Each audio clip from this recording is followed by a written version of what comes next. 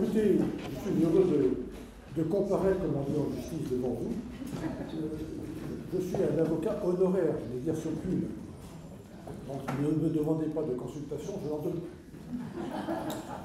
En revanche, je vais vous parler d'un sujet assez désagréable, c'est assez sanglant, qui est celui des massacres de septembre 1792.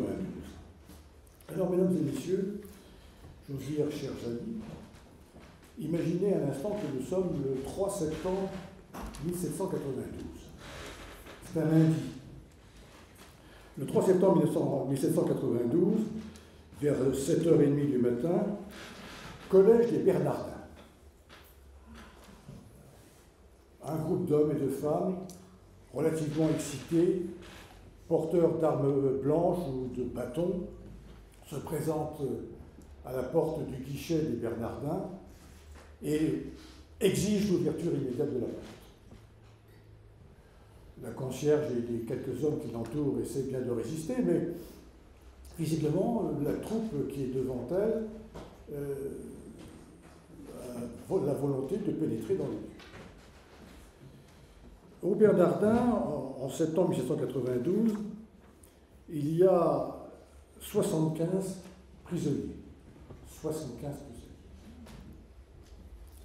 Ils sont destinés à la chaîne, c'est-à-dire ils sont destinés à l'envoi vers des lieux extrêmement lointains, en passant par Marseille, Brest, etc.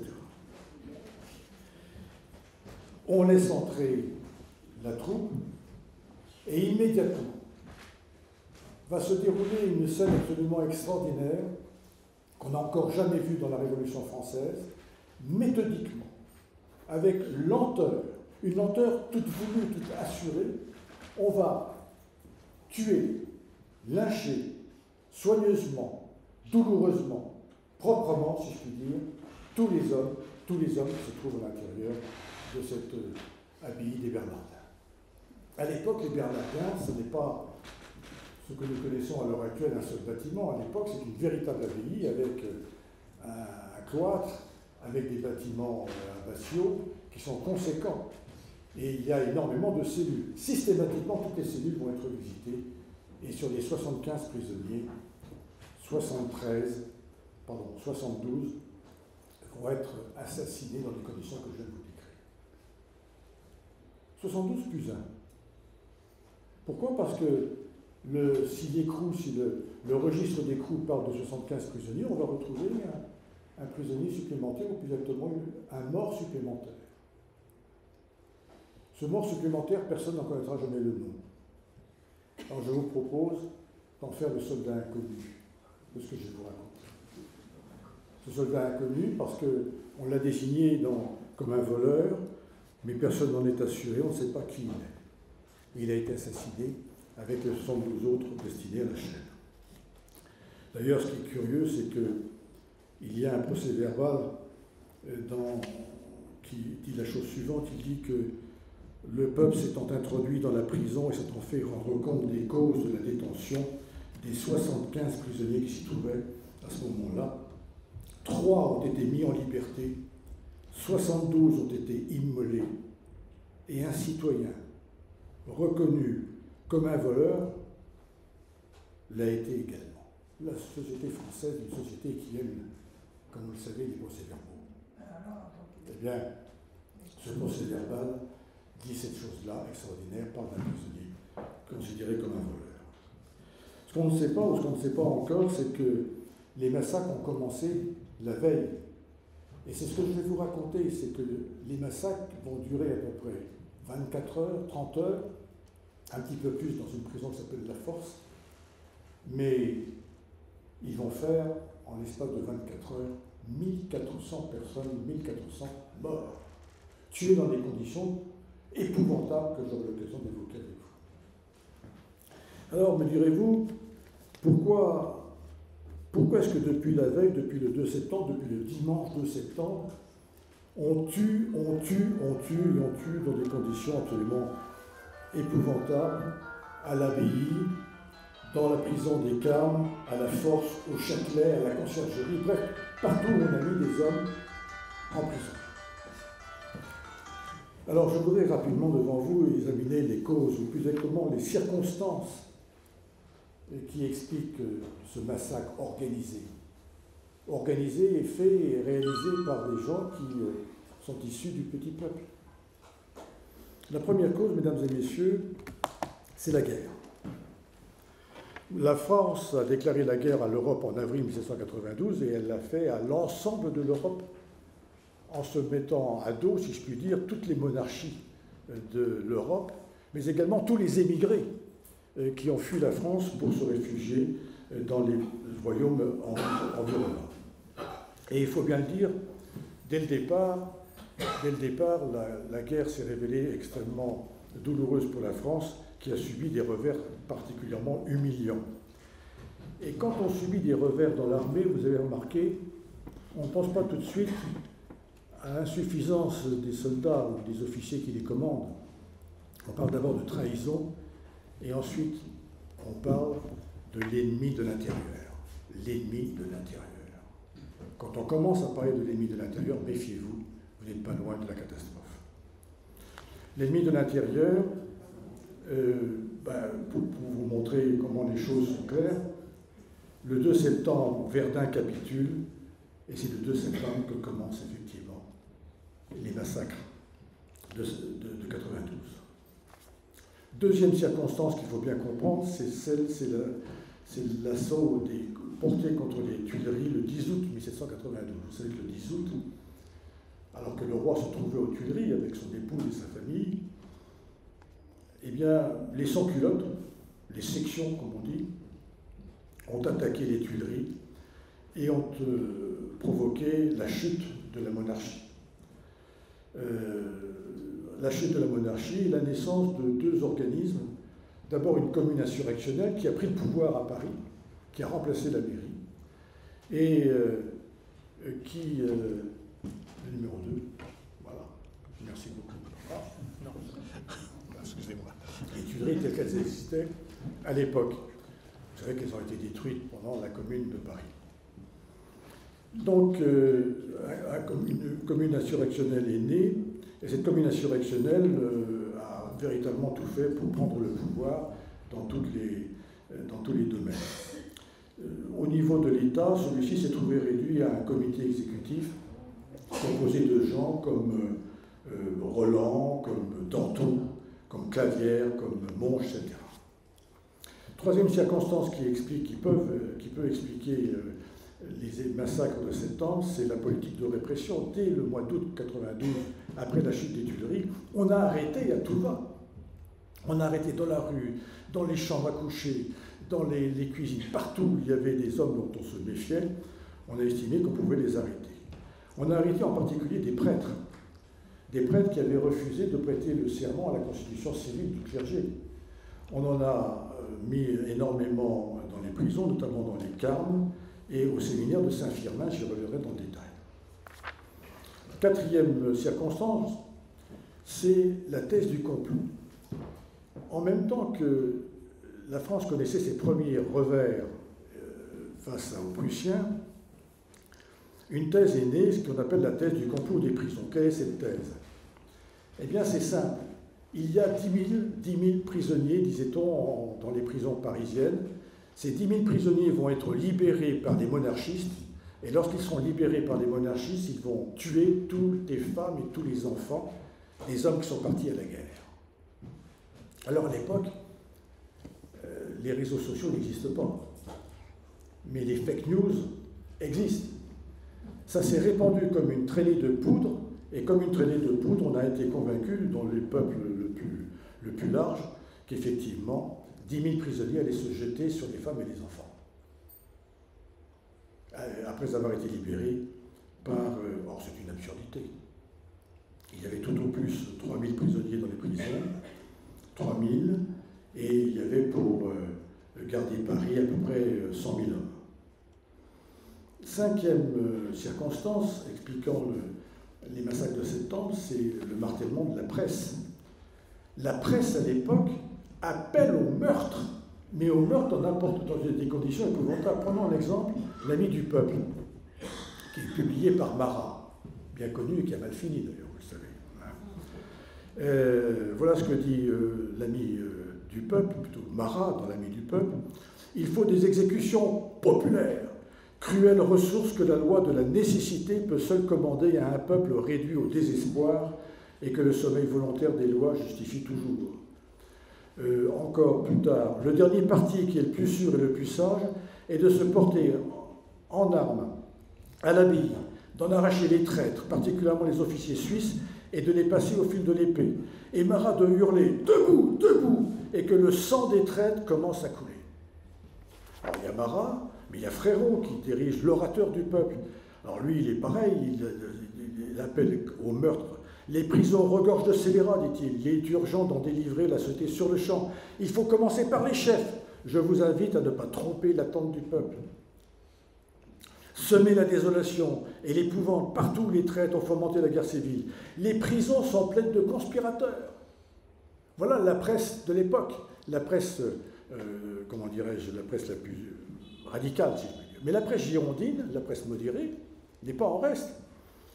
Un homme comme Roland, l'époux de Madame Roland, dirige un organe de presse qui s'appelle la Sentinelle.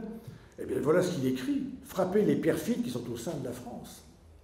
Quand vous aurez purgé votre sol, j'aime bien le mot purger, purgé votre sol, annoncez à l'univers que vous êtes libre et les tyrans disparaîtront ainsi que leurs esclaves. Voilà la presse girondine, voilà ce qu'on trouve tous les jours dans les journaux et que personne ne lit, sauf que, effectivement, on se répète le texte des articles de bouche en bouche, dans les tavernes, dans la rue, partout où l'on travaille. Dernier aspect, c'est que les organes qui devraient normalement maîtriser les choses, les organes législatifs, parlementaires, exécutifs, ne font pas leur travail. Au niveau de l'État, on est presque à dire « mais je ne peux rien faire, je ne peux pas empêcher les rumeurs de circuler, etc. etc. » Et je remarque, en ce qui me concerne, que le 2 septembre 1792, à l'Assemblée législative, un homme que nous apprécions tous, Danton, monte à la tribune. Nous sommes le 2 septembre 1792, les massacres n'ont pas encore commencé, il est 14 heures.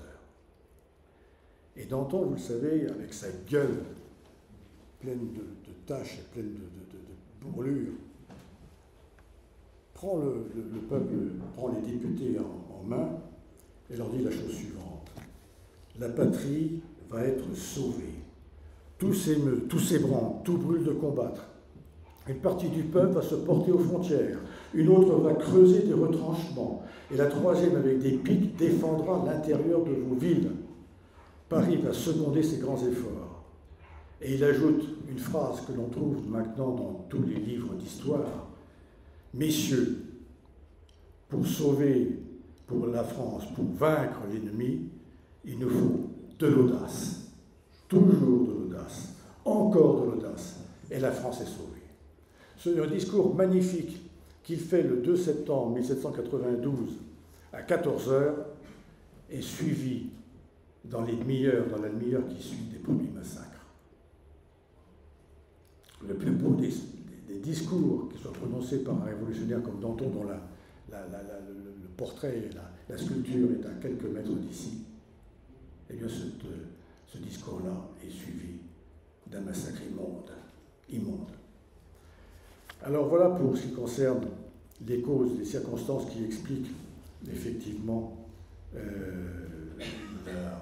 les massacres de septembre. Alors voyons un petit peu dans le détail comment les choses se passent. D'abord, le premier massacre qui est relevé, 3 et 4, ça c'est ce que vous voyez là, c'est le plan de l'abbaye de Saint-Germain-des-Prés avant la construction du boulevard Saint-Germain. Le plan donne à la fois le plan de l'abbaye et le plan du boulevard Saint-Germain. Et puis vous avez une photo suivante. Ça, c'est ce qu'on appelle la prison de l'abbaye. Si vous connaissez la rhumerie boulevard Saint-Germain, eh bien dites-vous que la rhumerie occupe l'espace qui était autrefois occupé par cette prison avec ses superbes échauguettes. Alors nous allons regarder cette image. Le 2 septembre 1792, vers 2h30 de l'après-midi, donc au moment où Danton vient de terminer son discours, on prend 24 prisonniers qui se trouvent dans le dépôt de la mairie. La mairie se trouve à l'époque dans ce qu'est aujourd'hui le palais de justice. On les met dans des voitures et on les emmène vers l'abbaye. Pour ça, vous le savez, il faut prendre le quai des Orfèvres, le Pont Neuf, la rue Dauphine, arriver devant l'abbaye, franchir une porte qui se trouve un petit peu plus loin. Et l'abbaye, à l'époque, ça dépend de l'église que nous connaissons à l'heure actuelle. L'abbaye de Saint-Germain, c'est un immense domaine composé non seulement de l'église que nous connaissons tous, mais également de cette prison, d'un certain nombre de bâtiments. C'est un véritable univers en soi. Eh bien, les hommes en question, les 24 hommes en question, sont à peine arrivés dans ce qu'on appelle le jardin des hôtes, qu'immédiatement une foule d'hommes et de femmes, parce que les femmes sont dans le coup, si je puis dire, se jettent sur eux, sans jugement préalable, sans les avoir apostrophés, et avec des bâtons, avec des armes blanches, avec des fourches, avec tout ce qui leur est tombé sous la main, systématiquement assassinent un par un tous les hommes qui sont là. Sauf 3, 4, dont un qui s'appelle l'abbé Sicard. Comme abbé, croyez-moi, il méritait son sort, car effectivement, il avait refusé de prêter serment à la constitution civile du clergé. Il n'en reste pas moins que l'abbé Sicard était un spécialiste des sourds et muets. Et d'une certaine manière, dans l'imbécilité ou l'absence de cerveau de ceux qui tuaient, il s'est passé quelque chose. On ne peut pas tuer l'abbé Sicard. Même s'il est coupable, on ne peut pas le tuer, il s'occupe des sourds et muets. Vous voyez comme quelquefois, il se passe des choses dans l'esprit des gens qui sont un peu particuliers. Et donc, l'abbé Sicard va échapper au massacre qui vient d'être, qui est fait dans le jardin des hôtes de l'abbaye. Mais je reviendrai à l'abbaye parce qu'il y a eu d'autres massacres après. La phase suivante, c'est le couvent des Carmes. Voilà, le couvent des Carmes. Alors là, le paysage n'a pas changé. Ce qui existait en septembre 1792 continue d'exister. Vous allez voir d'ailleurs que tout continue d'exister, y compris les lieux du crime que je vais vous raconter. Ça, c'est l'écart dans leur ensemble, avec le jardin qui est devant. On peut continuer, allez-y. Voilà encore le jardin avec une photo plus récente. Ça, c'est, on va rester là un instant, c'est le guichet qui a été, enfin, le tribunal qui a été institué. Alors, qu'est-ce qu'il y a au Carme en septembre 1792? Essentiellement des prêtres. On les a enfermés dans l'église, et pourquoi? Parce que généralement, ils ont refusé de prêter serment à la constitution civile du clergé. Ils sont ce qu'on appelle des prêtres réfractaires. Et donc, il y en a un certain nombre. C'est difficile parce que les statistiques ne sont pas toujours faciles à établir. Mais grosso modo, il y en a à peu près 150. Ils couchent par terre d'ailleurs dans l'église. Et le 2 septembre, on les fait sortir dans le jardin que je vous ai montré il y a un instant. Et à peine sortis dans le jardin, que des hommes venus de l'extérieur se jettent sur eux et commencent à les battre jusqu'à la mort. En prenant du temps. Il ne s'agit pas de se presser, on a le temps devant soi. On lynche systématiquement les prêtres qui sont là. Alors il y a un administratif, si je puis dire, qui trouve que c'est un petit peu trop rapide, un petit peu trop juste, que ça manque de légalité, qui arrête le massacre et qui dit désormais tout le monde dans l'église et on va faire un vrai jugement. Et c'est là que, vous le voyez, vous avez... attendez, la photo antérieure. Voilà. Vous avez un escalier ici. Les prêtres sont dans l'église. Les prêtres sont là. On les fait passer devant un bureau qui se situe là où se trouve le tribunal. Un tribunal spontanément constitué. Avec des types qui sont plus ivres-morts qu'autre chose. Et ça, c'est la sortie vers le jardin. Eh bien, on va juger un par un. normaux, entre guillemets, naturellement. On va interroger un par un les prêtres que l'on sort de l'église. Il y a déjà un certain nombre de cadavres dans le jardin. Et là, ici, le tribunal qui se tient là va prononcer la sentence. La plupart du temps, la sentence est une sentence de mort. Alors on connaît bien ce qui s'est passé. Pourquoi? Parce qu'il y a des témoignages de prêtres qui ont connu le massacre, parce que tous n'ont pas été massacrés. Il y a d'abord l'abbé Berthollet de Barbeau.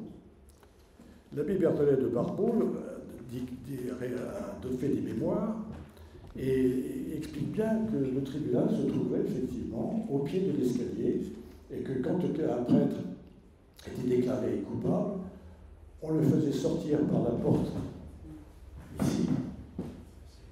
Et là, sur les escaliers, il était battu à mort, vraiment battu à mort, en prenant son temps.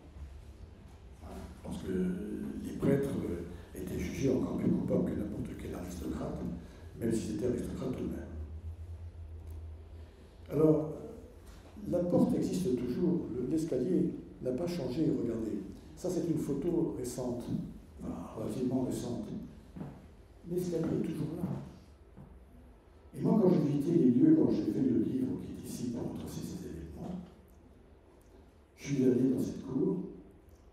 Il y avait dans cette cour plein de jeunes gens qui font des études parce que c'est l'Institut catholique aujourd'hui.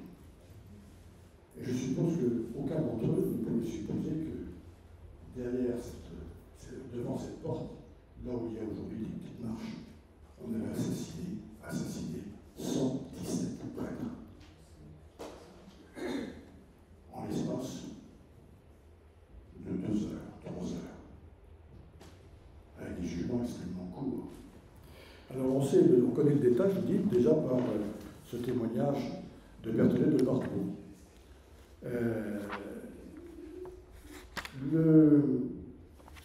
Un deuxième témoignage, c'est celui de Jérôme Noël Vialard. Il a réussi à se sauver en escaladant un mur. Je me suis souvent posé la question de savoir comment il avait fait avec une robe de prêtre, dans la mesure où c'est pas facile de courir d'abord et ensuite d'escalader un mur avec un habit de prêtre. Il y a l'abbé Saurin. Alors l'abbé Saurin, c'est extraordinaire. Il a échappé, vous savez pourquoi? Parce qu'il était de Marseille. Figurez-vous qu'il arrivait devant le tribunal, entre guillemets, et là, celui qui le conduisait par le bras avait un accent. Mon ami, vous êtes de Provence? Pose-t-il la question, vous êtes de Provence? Et l'autre lui répond, je suis de Marseille. Et alors à ce moment-là, le prêtre de l'abbé Saurin dit, moi aussi. Alors, du coup, les deux Marseillais se sont présentés devant le tribunal, et l'autre, qui était un nerveux, un sans-culotte, a dit, ça, c'est un ami de Marseille comme moi, c'est un parent, il n'y a pas de problème. Et il a été sauvé comme ça. Comme quoi, les choses les plus aberrantes peuvent se situer. Mais vous riez, et vous riez au milieu d'un massacre. C'est un peu honteux d'ailleurs, vous riez au moment d'un massacre. Alors, ce qui est plus gênant de dire, c'est que quand le prêtre est sorti avec son sauveur, le Marseillais comme lui, le Marseillais a dit à l'autre, a dit au prêtre, votre habit m'intéresse, votre redingote, si vous pouvez me la donner, ça serait pas mal. Et alors, le prêtre lui donne la redingote, et si vous aviez un petit peu d'argent aussi, ce serait bien. Ça a été raconté par le témoin en question. Alors, vous savez, juste une parenthèse, dans les années 1860, alors que les carmes ont servi de guinguettes, etc., on a fait des fouilles pour retrouver des cadavres, des corps. On en a retrouvé plusieurs dizaines dans le puits, dans 2 puits, et puis on en a cherché un peu ailleurs, on avait du mal à les trouver. Et pendant que l'entreprise qui s'appelle l'entreprise Douillard faisait les travaux de fouilles, il y a un homme qui s'est présenté sans se nommer et qui a dit des fouilles, il faut les faire là, à cet endroit-là. Il n'a pas dit qui il était, pourquoi il était là et pourquoi il donnait cette indication. Il était âgé, était-il un de ceux qui avaient tué? C'est possible, c'est probable. N'empêche que ces indications ont permis de retrouver les cadavres et les squelettes d'un grand nombre de prêtres qui avaient été massacrés à cet endroit. L'abbaye. Tout à l'heure, je vous ai parlé de l'abbaye. Je vous ai parlé de l'abbaye parce que dans le jardin dit des autres, on avait massacré un certain nombre de prêtres, un certain nombre de personnes, sauf l'abbé Sicard.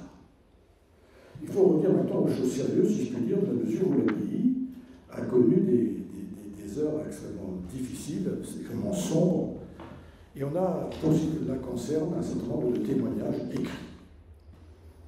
Alors, il y a d'abord un témoignage d'un des nervis, d'un des membres de la commune insurrectionnelle, qui raconte comment les choses se sont passées à l'abbaye, qui dit clairement que l'abbé Sicard a été sauvé parce qu'il était le spécialiste des sources des buets, etc.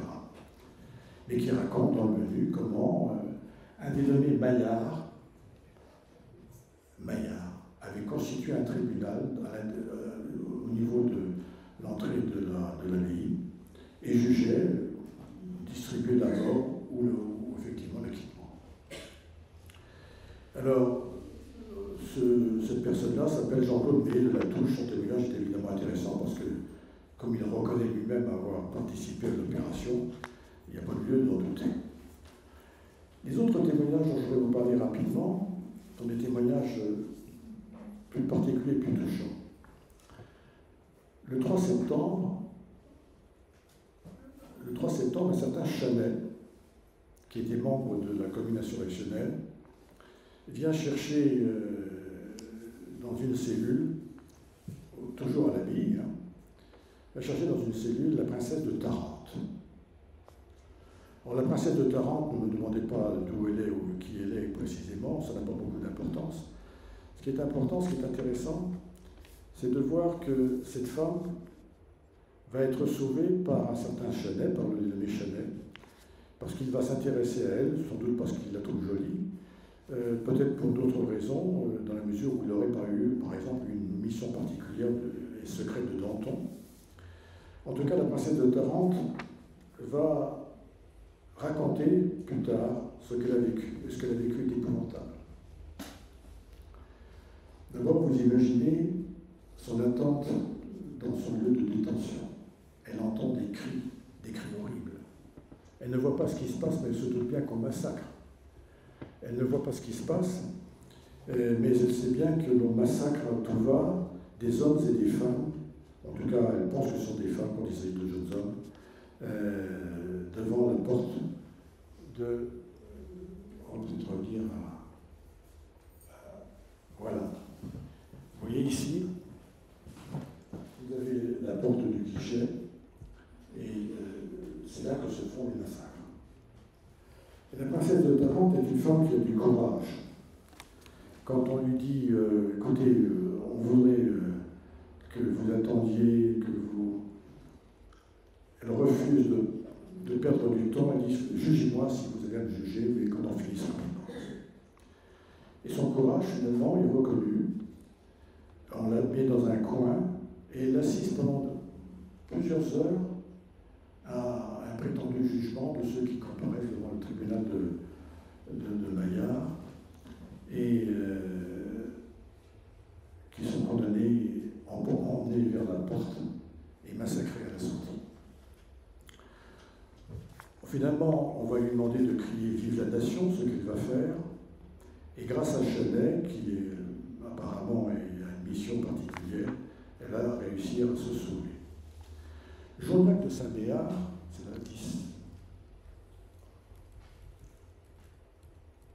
Voilà, Journac de Saint-Béard, lui, était dans la prison de l'abbaye, à proximité d'une des échauguettes de cette petite tourelle.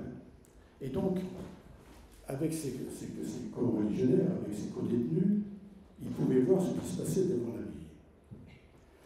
Et ce qui est terrible, permettez-moi cette lecture, c'est que pendant les heures qu'il va passer dans la cellule, en attendant que Madame de Tarente l'écrit des gens que l'on tue, voilà ce qu'il écrit. Voilà ce qu'il écrira dans ses mémoires, parce qu'il va sauver. Notre occupation la plus importante, dit-il, avec mes détenus, avec mes co-détenus, pendant qu'on nous tuait, était de savoir quelle serait la position que nous devions prendre pour recevoir la mort le moins douloureusement, quand nous entrerions dans le lieu du massacre. Nous envoyions de temps en temps quelques-uns de nos camarades à la fenêtre de la tourelle pour nous instruire de celles que prenaient les malheureux qu'on immolait et pour calculer d'après leur rapport celles que nous ferions bien de prendre. Ils nous rapportaient, écoutez, on est dans la folie, ils nous rapportaient que ceux qui étendaient leurs mains souffraient beaucoup plus longtemps parce que les coups de sabre étaient amortis avant de porter sur la tête. Qu'il y en avait même dont les mains et les bras tombaient avant le corps, et que ceux qui les plaçaient derrière le dos devaient souffrir beaucoup moins. Eh bien, c'était sur ces horribles détails que nous délibérions. Vous imaginez? Essayez de réfléchir à la meilleure façon de mourir vite, et donc observer ce qui se passe à travers la meurtrière d'une tourelle. Voilà ce que Journac de Saint-Méard, que vous voyez ici, comment dirais-je, a pu voir. Et ils sont sortis, on ne sait pas encore pourquoi. Le tribunal de Maillard ne l'a pas condamné. Alors, Journac de Saint-Méard, qui avait été autrefois capitaine de chasseurs, avant dans un régiment d'infanterie du roi, a dit puisque vous me libérez et puisque vous ne me condamnez pas, je vous donne un certificat. C'est extraordinaire, un certificat. Eh bien, on lui a délivré un certificat. Nous, commissaires, nommés par le peuple pour faire justice des traîtres détenus dans la prison de l'Abbaye, avons fait comparaître le citoyen Journac de Saint-Méard, etc. Et par le présent certificat, nous invitons tous les citoyens du Bordelais, des secours, etc. Le certificat magnifique, que l'on peut consulter dans les archives. Il se trouve que Journac de Saint-Méard, et là vous allez rire, à un moment donné, quand est venue la restauration 2018, a dit peut-être que je pourrais reprendre une vie militaire. J'ai été capitaine de chasseurs dans l'infanterie du roi. Je vais demander à être nommé colonel. À ce moment-là, on lui a demandé, on lui dit, oui, on veut bien, mais vous avez été libéré, vous avez un certificat. Oui, voilà, j'ai le certificat délivré par... Ah oui, mais on ne peut pas vous nommer parce que vous avez été libéré par des sans-culottes. Et vous ne pouvez pas être réintégré ou intégré dans l'armée du roi avec un tel certificat. Eh bien, je peux vous dire que Journac de Saint-Méard, à la fin de sa vie, considérait regrettait que le dénommé Maillard ne soit pas toujours en place pour lui donner raison, parce que Maillard, au moins, avait su rendre la justice.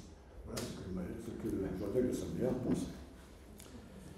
Toujours à l'Abbaye, je voudrais vous parler un instant de Mademoiselle de Sombreuil. Vous allez croire que je fais exprès et que je mens, mais dans les périodes dramatiques, les femmes sont beaucoup plus courageuses que les hommes. Moi, ça me gêne de dire ça, mais je le dis franchement. Les femmes sont beaucoup plus courageuses. La femme de Charles Véraud-Sombreuil était gouverneur des Invalides. Il avait été arrêté, évidemment. Et bien, sa fille Maury, joli prénom en plus, sa fille Maury ne voulait absolument pas se séparer de son père. Elle l'avait donc accompagné jusque dans la prison de l'Abbaye.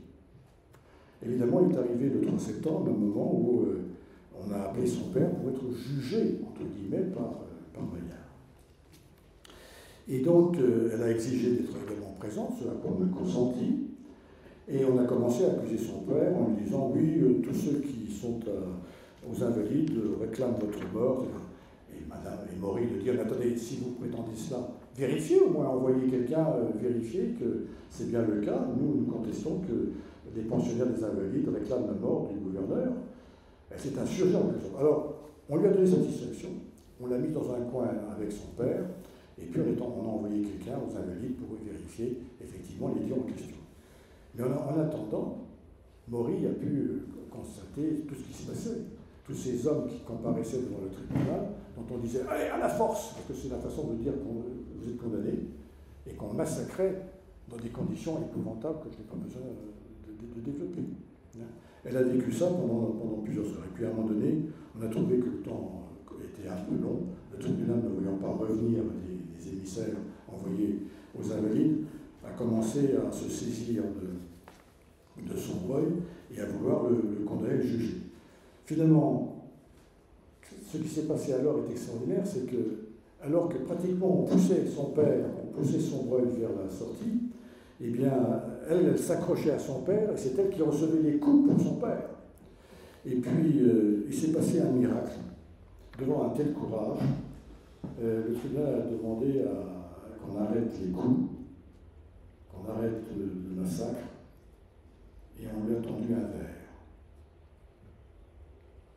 verre de sang. En tout cas, c'est ce qu'elle dit dans ses mémoires. On lui a dit « bois ». Et tu seras sauvé. Eh bien, elle a bu le verre, et elle dit que c'est un verre de sang. Ensuite, on lui a demandé de crier « Vive la nation ». Ça, elle a accepté aussi. Et elle a été libérée avec son père. Or, son père, malheureusement, n'a été libéré que pour une courte période, puisqu'en 1794, le 18 juin, il a été guillotiné. Voilà pour ce qui concerne l'habit. La 11. Alors ça, c'est la conciergerie. Vous savez que au palais de justice de Paris, il y a au boulevard du Palais, autrefois ça s'appelle la rue de la Baraterie, il y a l'entrée du palais de justice et puis un guichet qui a été longtemps transformé en débit de boisson. J'ai des cafés de temps en temps. Et donc, à la conciergerie, il y avait à peu près 500 prisonniers. 500 prisonniers. Dont 75 femmes. Eh bien, on a procédé à un massacre également dans les mêmes conditions, le 2 septembre, et une partie de la nuit du 2 au 3 septembre. Et on a fait 250 à 350 victimes. Dont une femme, une seule femme. Vous savez pourquoi? C'était Marie Crédelaire. Elle était bouquetière au Palais Royal. Je pense bien ce mot, bouquetière au Palais Royal. Elle avait fait une chose que les sans-clubs ne pouvaient pas admettre. Les virils sans-clubs ne pouvaient pas tolérer une pareille chose. Elle avait émasculé son amant. Ça ne passe pas ce genre de choses. C'est impardonnable. Elle a donc été la seule femme de la conciergerie exécutée. Il y a des choses impardonnables pour les virils sans club. 250 à 350 victimes, rappelez-vous ce chiffre. Le Châtelet, pareil. Le Châtelet, le 2 septembre, il y avait 269 prisonniers. Un tribunal populaire a été mis en place. Pour dire un tribunal populaire, c'est 2 ou 3 personnes avinées et puis des malandrins. Entre deux guichets. On a massacré à tout va, après avoir condamné dans n'importe quelle condition, sauf un. C'était un homme qui était détenu pour dette. Vous savez qu'à l'époque, le fait d'avoir des dettes était puni pénalement. Aujourd'hui, on peut faire des dettes en encourant que des sanctions civiles, sans aucune sanction pénale. À l'époque, faire des dettes, c'était un délit. Donc il était détenu pour dette. Il a réussi à convaincre le prétendu tribunal que c'était une imbécilité de le condamner à mort, dans la mesure où s'il était condamné à mort, il ne pourrait plus payer ses dettes. Donc il a dit, écoutez, laissez-moi le temps de recomposer effectivement ma situation et je pourrai rembourser les créanciers. 215 à 223 victimes. Maintenant, arrivons à la force. La force n'existe plus.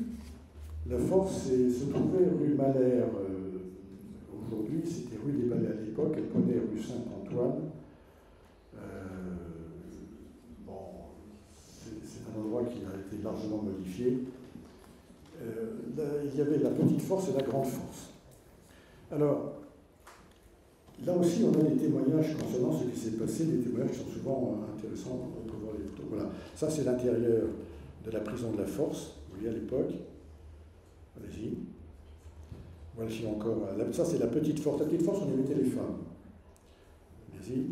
Ça, c'est le parcours fait par ceux qui étaient condamnés.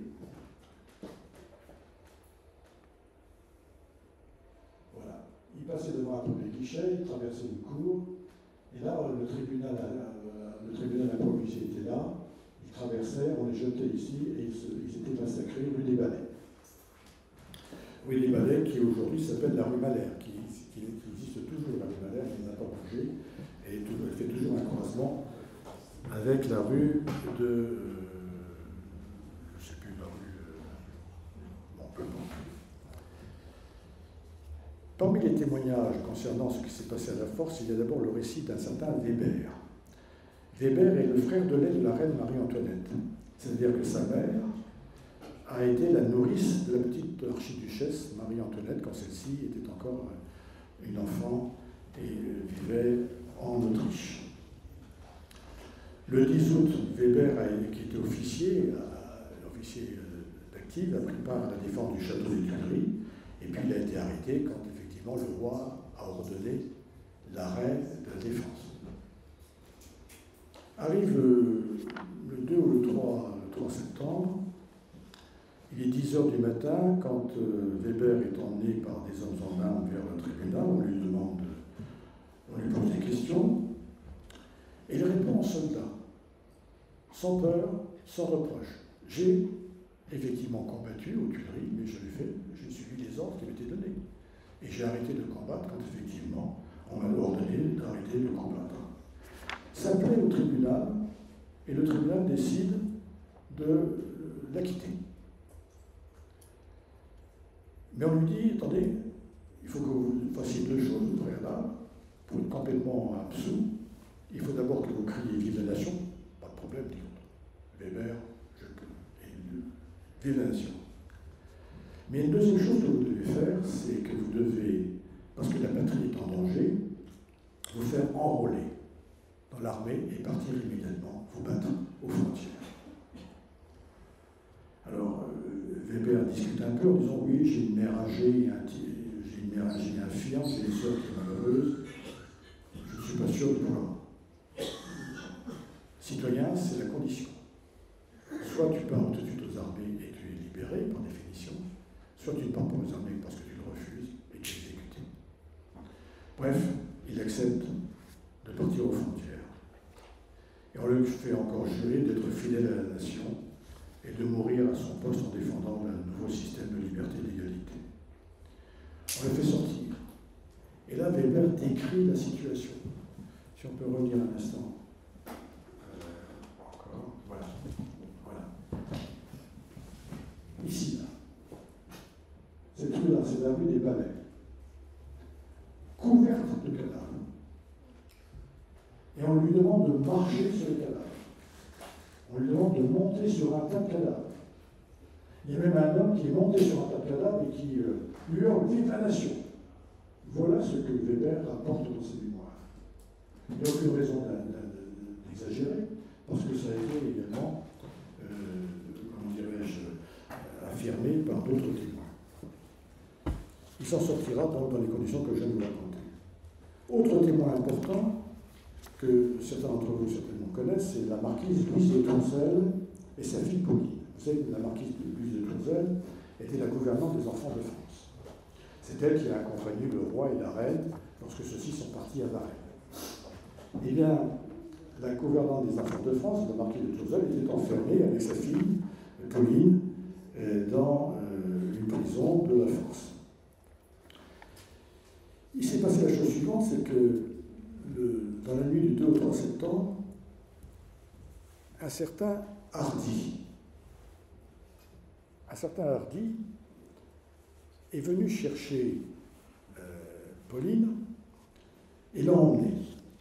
Il a d'abord exigé d'elle qu'elle se déshabille, qu'elle revête d'autres vêtements, des vêtements de paysanne, dit-il, et par une porte dérobée de la Force, il l'a emmenée en sûreté dans une église. Et puis il revenait. Il est revenu suffisamment longtemps pour assister la marquise de Tourzel lorsque celle-ci a comparu devant le tribunal improvisé. Et elle aussi, après avoir été acquittée grâce au judicieux conseil du dénommé Hardy, elle aussi a été amenée à découvrir en sortant rue des Balais des tas de cadavres démembrés, des membres. Elle fait des descriptions absolument épouvantables. Elle découvre, dit-elle, une espèce de montagne formée par les membres épars et les vêtements sanglants de ceux qui avaient été massacrés. On veut la faire monter sur le monticule en question. Elle refuse, elle refuse, elle refuse, elle refuse si fortement que finalement on renonce. Alors qui était Hardy, qui effectivement a sauvé sa fille et a sauvé la partie de Jérusalem? C'était probablement un homme envoyé par Danton. Maintenant de la Varenne, autre témoignage, toujours pour la force. C'est un garçon qui a été avocat, et puis, parce que ça ne marchait pas très fort, il est devenu homme de loi. Il a été arrêté, on ne sait pas pourquoi, mais lui aussi témoigne de la manière dont il a été obligé de monter sur un tas de cadavres. Je traversais la rue des Balais qui était couverte de chaque côté d'une triple haie de gens des deux sexes et de tous les âges. Parvenu au bout, je reculais d'horreur en apercevant dans le ruisseau un monceau énorme de cadavres, nus, souillés de boue et de sang, sur lesquels il me fallut prêter un serment. Prêter un serment sur un tas de cadavres. Vous imaginez où était la société française à l'époque. Un égorgeur était monté dessus et animait les autres. J'articulais les paroles qu'ils exigeaient de moi, et quand je fus reconnu, etc., par un ancien camarade. Et puis, pour la force, il y a un personnage que tout le monde connaît. C'est la princesse de Lamballe.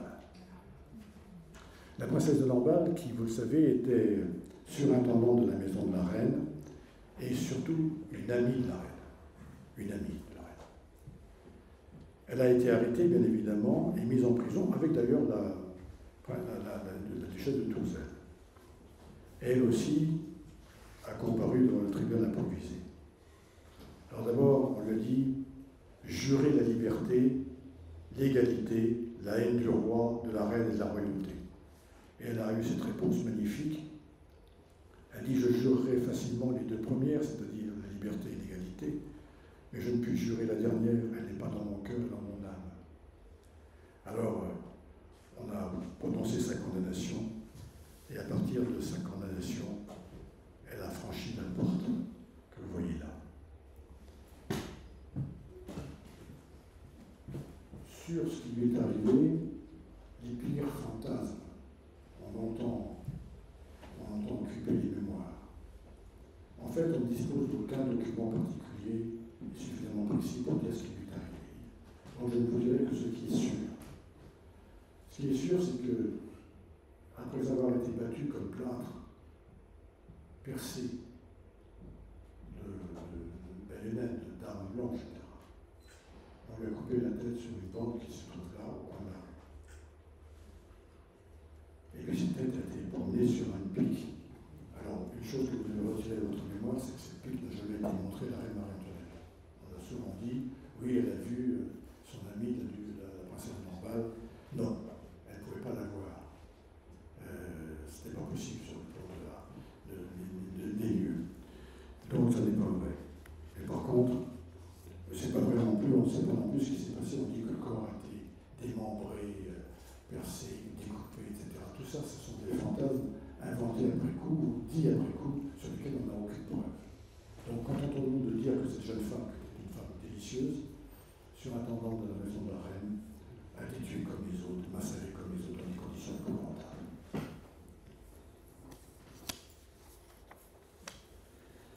Il y a peut-être encore une chose qu'on peut dire à propos de la princesse de Lamballe. Vous imaginez l'état de ses cheveux après avoir subi les traitements que je viens de l'indiquer. Eh bien, ce qui est certain, c'est que pendant son périple au bout d'une pique, celui qui portait la pique a eu l'idée de la s'arrêter chez un perruquier. Pour redonner à cette tête, dit-il, exemple, un peu de phare. Refaire les boucles maculées de la chevelure et remettre de la poudre.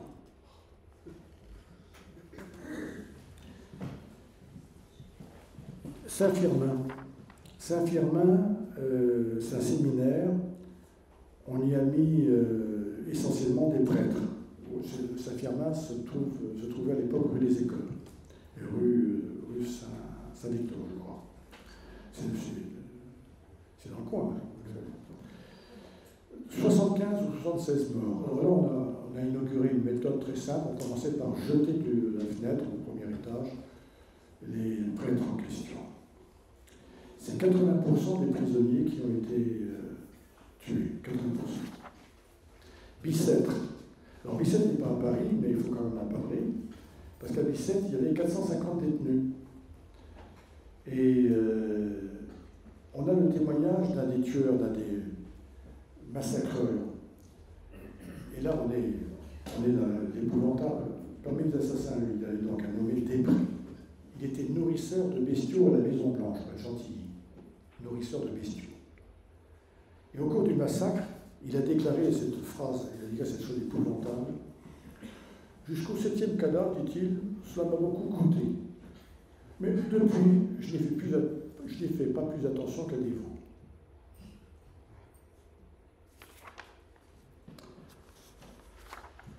La Salpêtrière, je terminerai par là. La Salpêtrière, il y avait essentiellement des femmes dites de mauvaise vie, des femmes flétries, c'est-à-dire qui portaient la marque au fer rouge de leur délit. Il y en a 52 qui ont été libérés, 35 ont été mis à mort. Dans quelles conditions, vous pouvez le deviner. Les massacres se sont arrêtés le 3 septembre au soir, sauf pour la force où ils ont continué jusqu'au 7 septembre. Alors essayons de faire un bilan. Je ne parle pas des massacres en province, il y a aussi eu des massacres, pour faire bien comme Paris, où on pense qu'il y a eu entre 300 et 400 personnes tuées dans les différentes villes de province.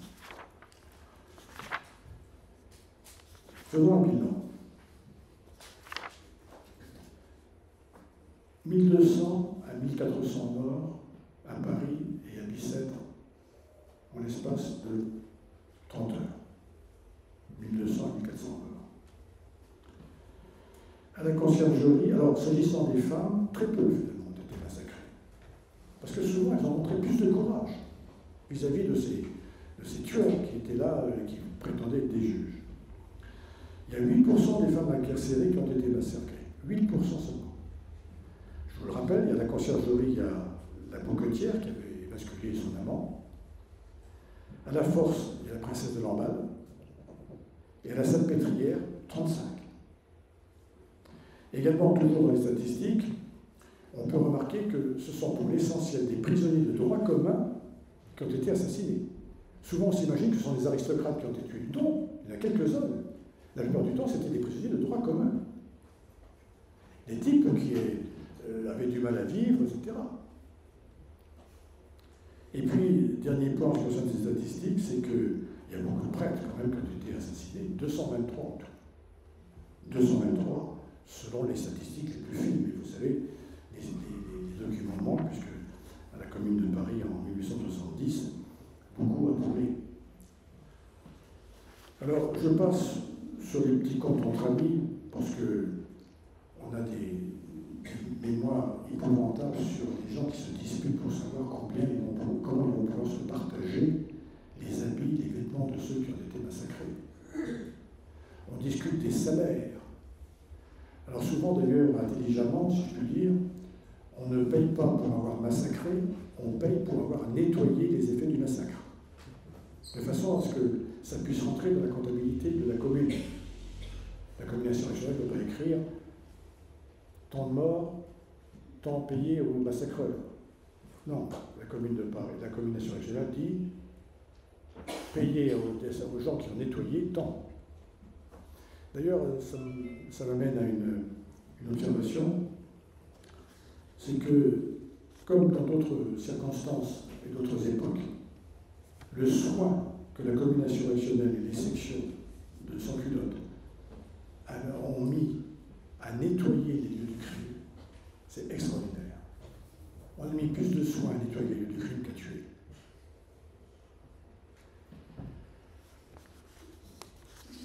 Vous savez qu'un certain nombre d'hommes politiques ont essayé sur ce qui s'était passé.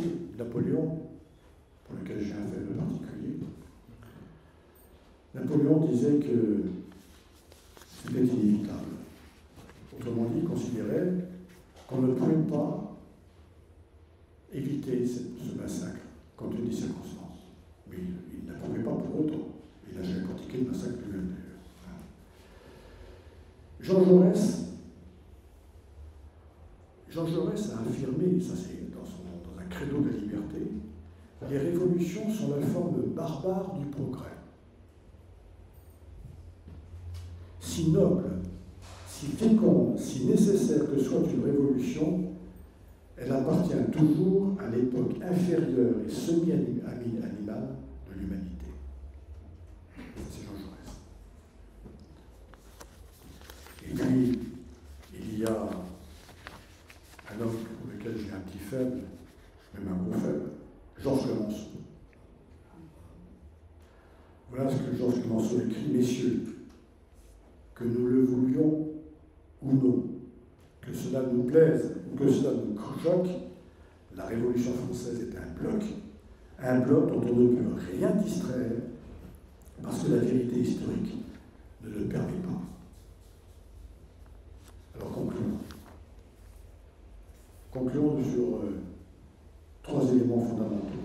D'abord, ces massacres de septembre 1792, c'est un tournant.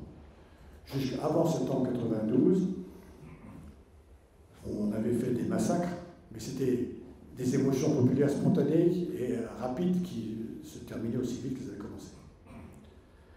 Et puis on ne cherchait pas à tuer dans des conditions susceptibles de frapper les imaginations.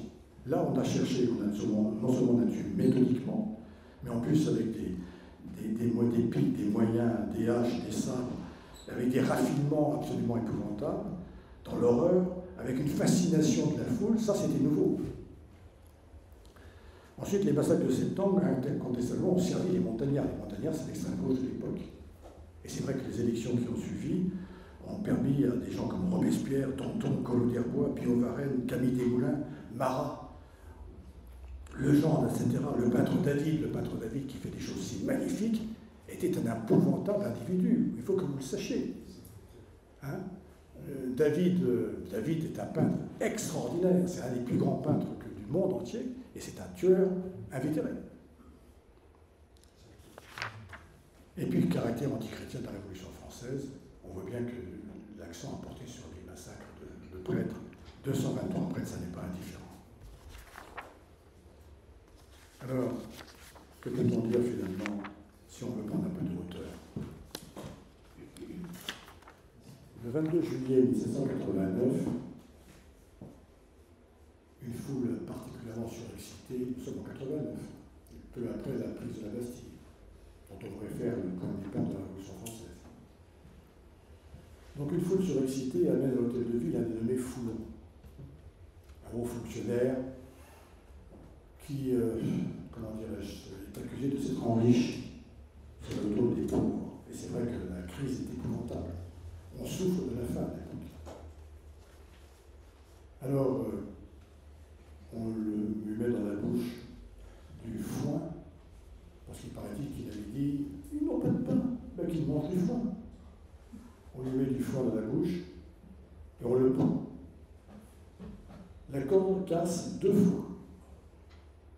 Au bout de la 3e fois, ça marche, mais ça marche très très mal, et finalement on le finit, si je puis dire, au sabre et à la baïonnette, dans des conditions particulièrement délirantes. Son gendre, Berthier de Sauvigny, subit le même sort. Le 23 juillet 89, le 23 juillet 89, un certain Lally Tollendal, député à l'Assemblée législative, monte à la tribune et raconte ce qui est arrivé à Foulon, raconte ce qui est arrivé à son gendre. Il s'émeut de cette violence, de cette terreur gratuite, de cette violence inutile, alors qu'il s'agit effectivement de faire une révolution. Dans l'Assemblée, il y a un nommé Barnave, Antoine Barnave. Lui, c'est un modéré pourtant. C'est un homme intelligent, c'est un des meilleurs orateurs, sinon le meilleur orateur de l'Assemblée. C'est d'ailleurs lui qui a recherché le roi et la reine quand ceux-ci furent avariés. J'ai beaucoup d'estime pour lui, pour Barnave, Antoine, né à Grenoble. Eh bien, Antoine Barnave, après le discours de Laït Ollendal, après avoir senti l'émotion de Laït Ollendal, se monte à la tribune à son tour et prononce ces phrases épouvantables quand on prend le recul nécessaire. Il dit la chose suivante. On veut nous attendrir, messieurs, en faveur du sang qui a été versé hier à Paris. Ce sang était-il donc si pur? Ce sang était-il donc si pur? Bien, voyez-vous, je suis pas mal de penser que lorsqu'on commence à se poser la question de savoir si le sang qui a coulé, le sang qui s'est répandu